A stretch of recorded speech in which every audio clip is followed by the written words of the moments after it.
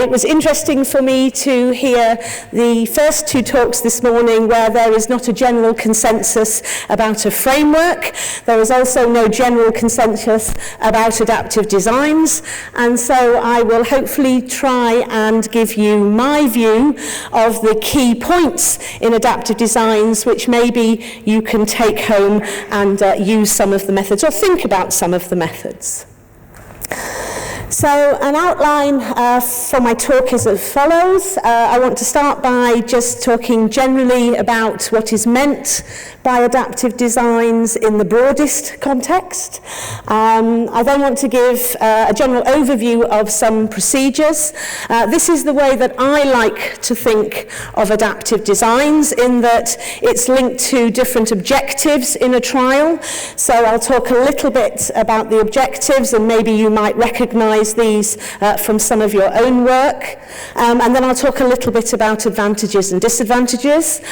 Despite my profession as a statistician, I promise you no formulae, although the occasional Greek letter may sneak its way into some of my slides.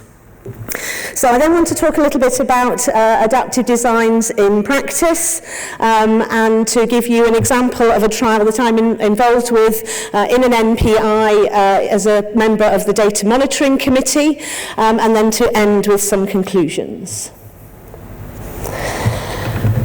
So if you look in the literature, there are a broad number of general definitions for adaptive designs, but this is the one that I like the most. I think it's quite succinct.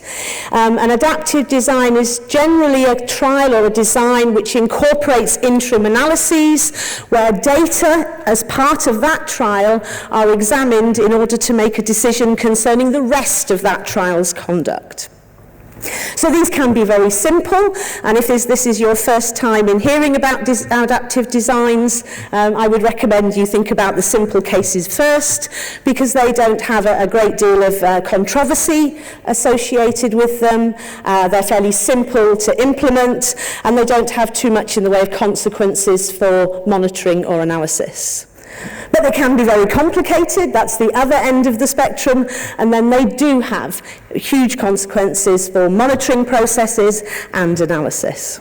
So there are many approaches, and there is a great deal of terminology, some of which I shall aim to demystify today. So, as I said, there are four general kind of types or objectives of interim analyses in adaptive designs that I like to think about. I'm focusing mainly on what I would call confirmatory trials, so maybe the sort of late phase 2 that we heard about earlier, phase 3, rather than learning trials which would come under the phase 1, phase 2A. So I want to talk a little bit about estimating nuisance parameters, stopping for futility and efficacy, trials involving selection, and modifying the allocation rules. So each of these are types of adaptations that you might want to think about. So the first of these is the estimating nuisance parameters, and as I said, there is a great deal of terminology in the field of adaptive designs. I've just put up some of the words up there. So sample size reassessment is the main sort of statistical term that you might hear, but there was a lot of debate about blinded assessment or unblinded assessment, maintaining the power in designs, looking at estimation of success rates or event rates in the trial. So what do we mean by this idea that the very simplest thing that you can do in adaptive designs is to estimate the nuisance parameters? So for most of the later phase 2 and phase 3 studies that I was thinking of, we are including a comparator in those types of studies, and we would usually perform a sample size calculation. They depend on assumptions and they depend on parameters. The value of these parameters, they have to be guessed. So sometimes we've got earlier work, we might have pilot studies that can give us some values for these parameters, so things like variability or overall success rates. Sometimes we don't really know what those things are. We put these values into our sample size calculations, but we're not exactly sure where those numbers have come from. And if we don't do anything, if we don't adapt our trial at all, then we just take these guesses and say that's the best that we know, and we recruit those patients and wait until the very end of the study to be able to do the analysis. But I also think that's a little bit dangerous, particularly in the setting where we don't know too much about the assumptions and the parameters. So this very simple first step into adaptations is something that's worth thinking about. And that's what's known as a sample size reassessment. So what we do in sample size reassessments is that we look at the assumptions and we look at the guesses, we check them partway through the trial, and then we adapt our sample size, if it's appropriate, to reflect our new information. In most cases, this can and should be done without breaking the blind on treatment allocations, if you can do that, obviously depending on what is being studied in terms of the intervention. But there are methods for doing it blinded, and there are methods for doing it unblinded. So as I say, a little bit of Greek, but not too much. I wanted to just show you that the sample size re-estimation approach really is quite a straightforward thing to do. So I've got a hypothetical example up here. So it's a trial with a type 1 error rate of 0.05, a power of 0.9. The clinically relevant difference that we're looking for in this example is 0.5. And we've guessed that our variability is a sigma squared of 1. So we put that into our sample size calculation, and here is my sample size that I need, 168. If we left that and just went and recruited 168 patients and did an analysis at the end of the trial, that would be the usual way to do a two-arm comparison. But suppose after 80 patients, we calculate an estimate of the total variance in the sample, so we're doing that blinded. We can use that to re-estimate our sigma squared via an appropriate formula, and then once we've got that, we can put that into our new calculation of sample size, and it might be, say, 304. So that difference from the 168 to the 304 in this example that I gave you was only from a very small difference in that total variance. The 1.0 was up there at the top. The total variance I estimated was about 1.4. So not a great difference in the variability, but quite a large implication for the sample size. If we hadn't included this adaptation, then we would have risked an underpowered study, and we would have been in the situation that if that true treatment difference had been there, we may not have found it. So the sample size re-estimation approach is something that's been in the literature really for about the last sort of 30 or so years. A lot of the design characteristics and the consequences for the type 1 error rate and the power have all been evaluated.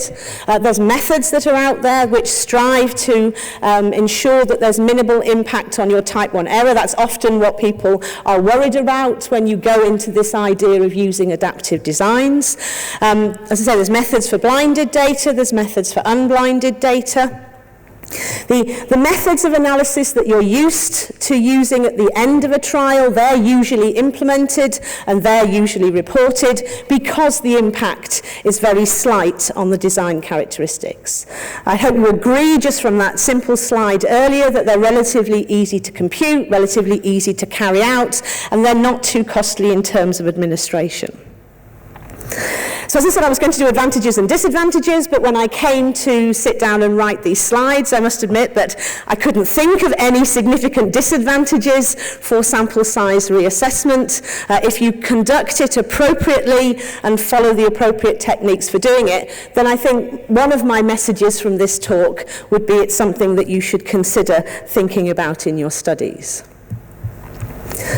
So that's the first type of adaptation, the simplest one. The second of the adaptations is one which again has been around for quite a long time, and it's predominantly characterized by what's known as group sequential designs. But you can see from the number of words that I've put up there that there are an awful lot of different approaches for doing adaptations based on this idea of stopping for futility and efficacy.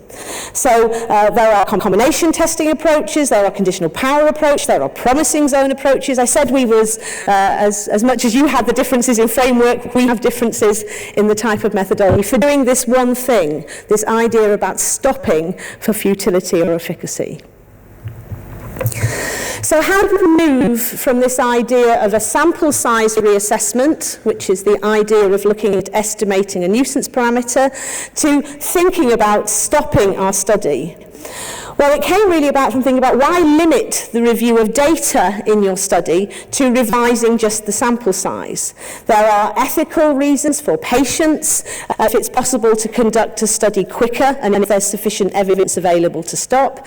There are economic reasons for funders to, again, if it's possible to stop a trial earlier when there's sufficient evidence, then that can be a good thing.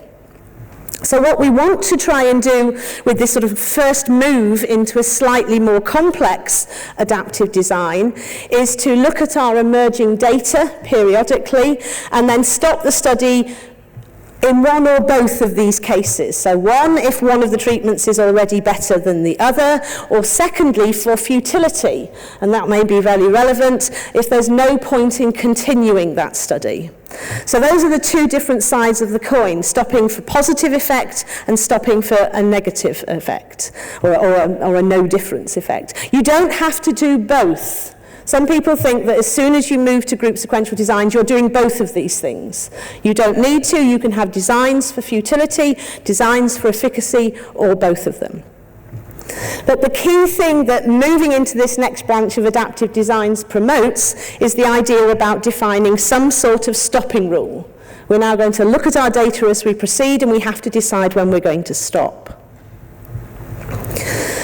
So the sort of general approaches to stopping rules, again, if you look in the literature, it can be a bit of a minefield for looking around all of these sorts of things. I've just put two examples up here which have come from genuine trials. So sometimes you can plot against the interim look. So remember what we've got now is we've got the situation that we haven't just done one sample size calculation. We're now going to do a series of interim looks at our data. So now we've moved from one dimension to two dimensions. So we can plot, as I say, we can plot against interim look number, so that's 1 to 5 up here, or we can plot against something else. We can plot against critical values that you might be familiar with from sort of standard type tests, so like the 1.96 that we compare with, so you can plot against that, or you can plot against something else. We can have symmetric designs, so the one on the left is a symmetric design. We can have a design like the one on the right, which is an asymmetric design. And we can have all possibilities in between.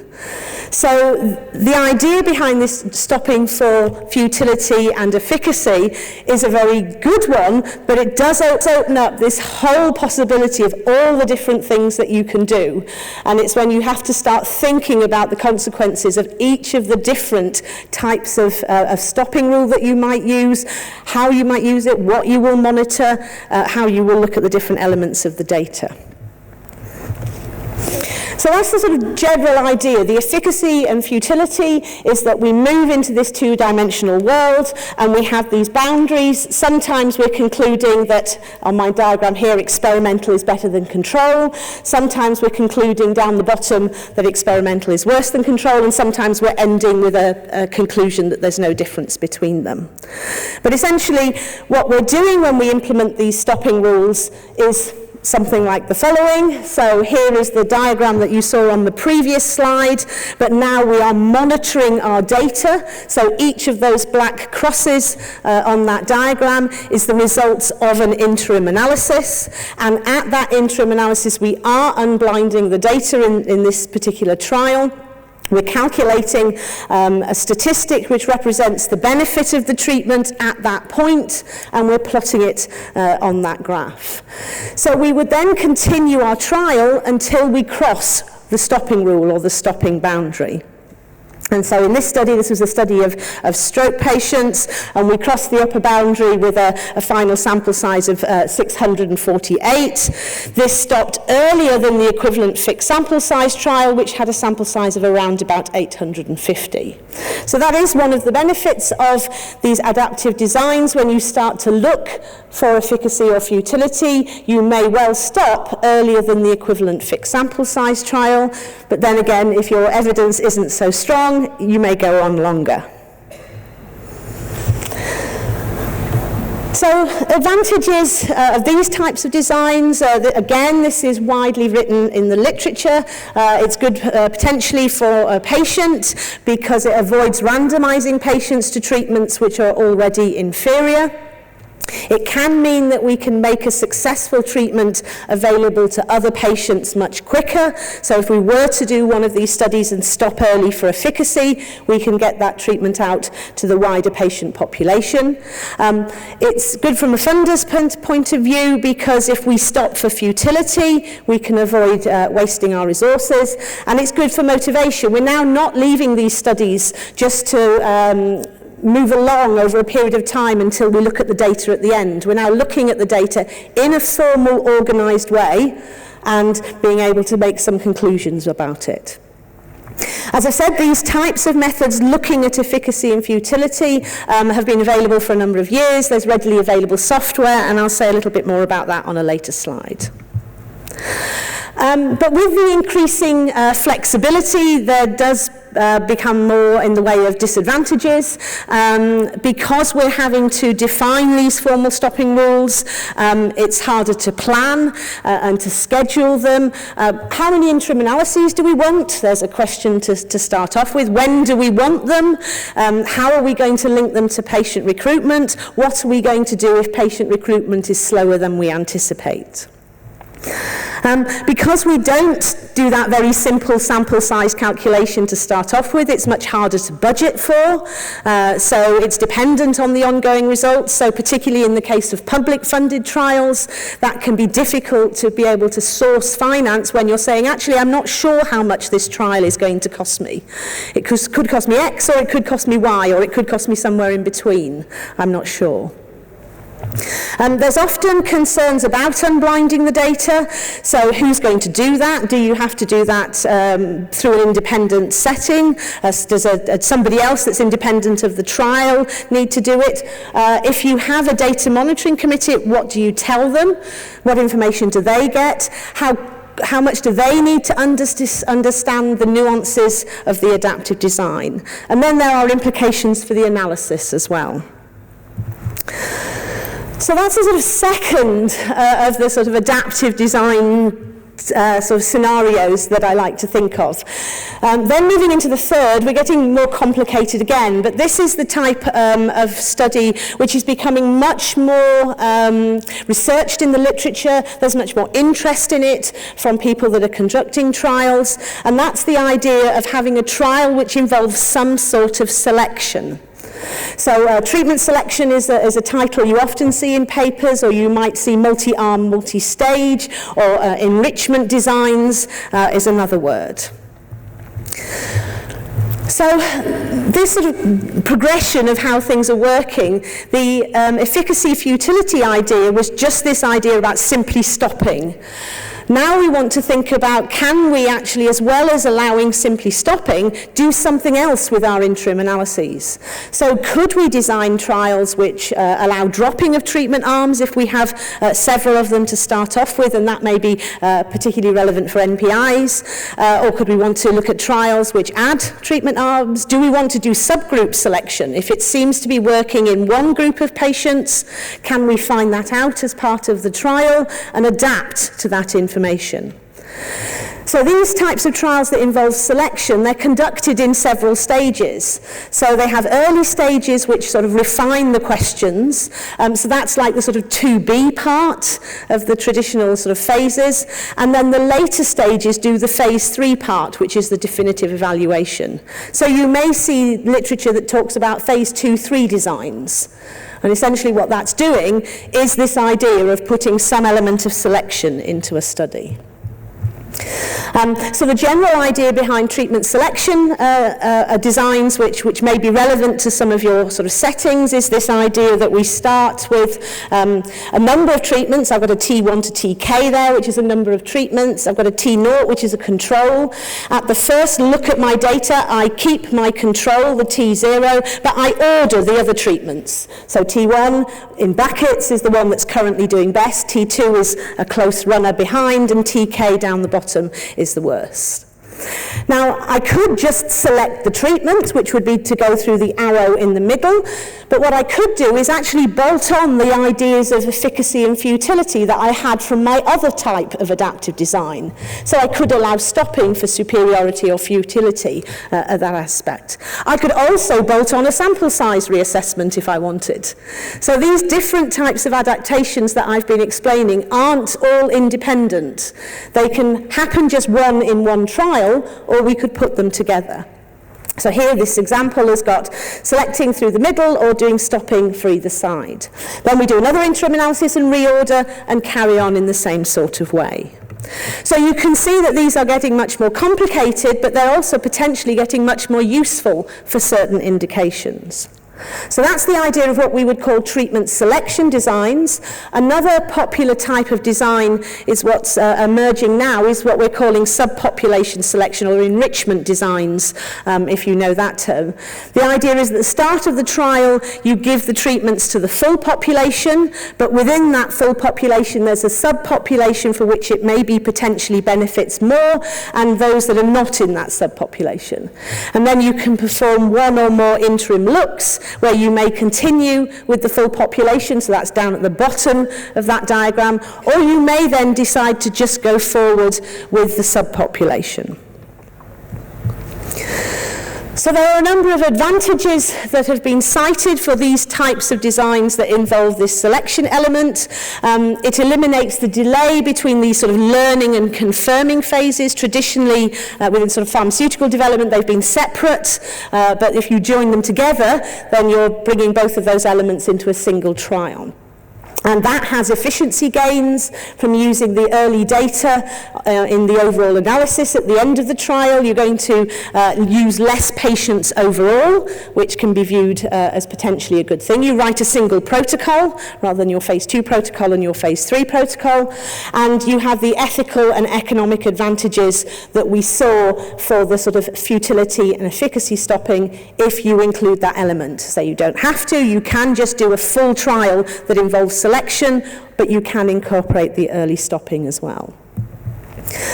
But the disadvantages, they're actually often seen in this setting as the opposite of the advantages. Some people will argue that, yes, you put the two phases together, but now you've lost your thinking time between those two phases, and you've lost the independent replication of the studies. Often the positive results in that phase 2 study can help recruitment of either patients or investigators into a second trial. You can't release those now because it's all part of the same trial. I said that you get efficiency gains, which reduces patient numbers in the trial, but then you have less total experience of the treatments used by the patients. So the advantage and the disadvantage are opposites. And then all the sort of planning and the budgeting and the analysis and all of the things that we had for the futility efficacy disadvantages translate and potentially become more complex in these these designs with selection.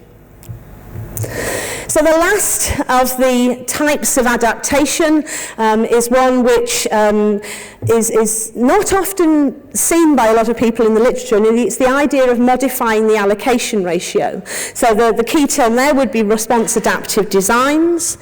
And what we do in this idea of modifying the allocation ratio is, remember, adaptive designs are using data as we go along. And what we do in a response adaptive design is that if one treatment is starting to look potentially inferior, then we randomize less patients to that treatment as we go on during the trial.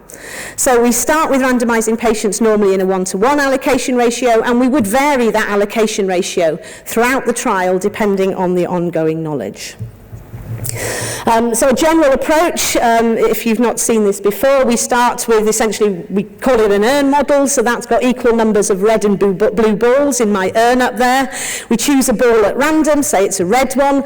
If it's red, we give the next patient the experimental treatment. If it were blue, we would give them the control. We put that red ball back in, we see how that patient responds to the treatment that we give them, and we change the allocation ratio depending on whether they were a success or or a failure. So if they were a success, we put more red ones back in again and less blue ones, or the other way around if we do it. So we're not all sat there with our urns. I promise you the statisticians don't have a large jar for doing these things, but we do have computer packages that implement this idea of adaptive randomization. So advantages, that's relatively easy to implement. It can be used with different types of design, so parallel group is when it's mostly used, but you can implement it with others. And it has ethical advantages for patients in that trial, because it's those patients' experiences that are determining the allocation ratio for future patients in that study. Disadvantages is that most of the methods require a decision very quickly, so we need to know the response of that patient to be able to change the allocation ratio, so we need something that's readily available after treatment administration. And another argument that's often put up there is sort of, well, is it worth reducing the numbers in that trial itself? Surely we should be worried about patients outside of the trial, and if patient outside of the trial is what we're thinking about, they're best served by keeping the trial as short as possible, which we can do through a one-to-one allocation ratio. So those are my four broad types of categories that you can have for adaptive designs. As I said, you can glue them all together, so you could have a design that has sample size reassessment, stopping for futility and efficacy, with some treatment selection and a sample size and a randomization allocation element to it as well. But in practice, there have been an awful lot of examples in the literature over the years, mostly of the group sequential designs, but more recently we're seeing a lot more interest in the treatment selection.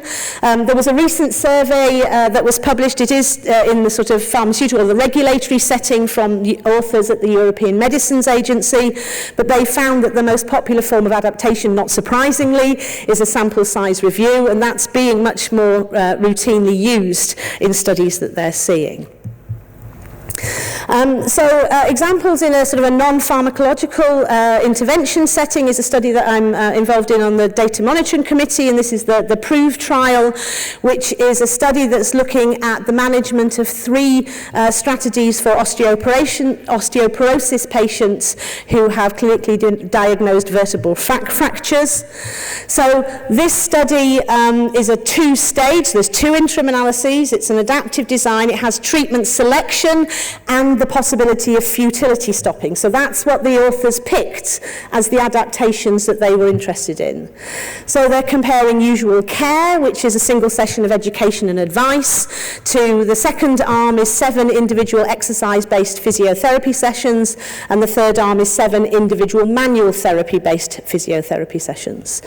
So they also have the additional complication that they're looking at 2 endpoints. So stage 1 of the trial looks at the Qualifo 41 score at 4 weeks, and at that stage, if the 2 physiotherapy arms are very close to the usual care arm, they're going to stop the study for futility. If one or other of those arms is doing much better than the usual care arm, they're going to keep one or both of them in the study to stage 2. And that again is looking at the Qualifo 41 score, but it's based at 12 weeks this time. And this is being used with a standard method that's available in the literature. It's based on combination tests, but it is this idea of what do you want in your study? What adaptations would be good for me to think about? And can I use them, and can I put them into practice in my trial? So as I said, there's a little bit here just on sort of software. There are 4 packages that I know of that do these different elements of adaptive designs. If you go on their websites, you'll see a lot of the terminology that I've mentioned. The East package is developed over in the States, and that's probably the largest of the packages. The other packages have sort of been coming on much more recently and have different elements included in them. I put a little bit just on sort of regulatory considerations. There are 2 guidelines out there. I don't know if you look specifically at these, but there's a reflection paper on issues in confirmatory trials that use adaptive designs, and also an FDA guidance document that looks at adaptive designs in drugs and biologics. So just 2 slides to sum up, really just to give you some general conclusions and to hopefully give you a couple of take-home messages to think about. So in your studies, if the one thing that you want to think about is, have I got this sample size reasonably correct, then I would encourage you to think about this idea of estimating nuisance parameters. The double ticks over on the right-hand side suggest that this is fairly well accepted. It's relatively easy to implement. If you can avoid breaking the blind, then do. And you can look at methods. Some out there in the literature don't do very well, so you need to look at methods that make sure that type 1 is protected. If you want to think about stopping for futility and efficacy, again, the 2 ticks are to illustrate that that's relatively well established. You've got to plan it in advance, so you have to do your stopping rules in advance. You need to clearly explain which approach you're taking, so from all of the literature out there, which one are you going to use? And again, you need to make sure that your type 1 error rate is protected. The trials involving selection get 1 tick because they're more emerging designs. They're increasingly being considered for trial designs. You have to clearly justify exactly what you're doing. What elements of the selection do you want to look at, and think about that in advance. And again, the type 1 error rate is a concern. And the final one, which is my modifying the allocation ratio, that's been round for a number of years, but there's much less said about these types of designs. It might be that it's these continual interim analyses that are an issue, or it might be there's this danger of revealing the observed treatment effect. If more people are moving over to one arm rather than the other, then you start to learn a bit about how your treatments are performing. So thank you very much for your attention. I think we're saving questions to the end, aren't we? But thank you for listening.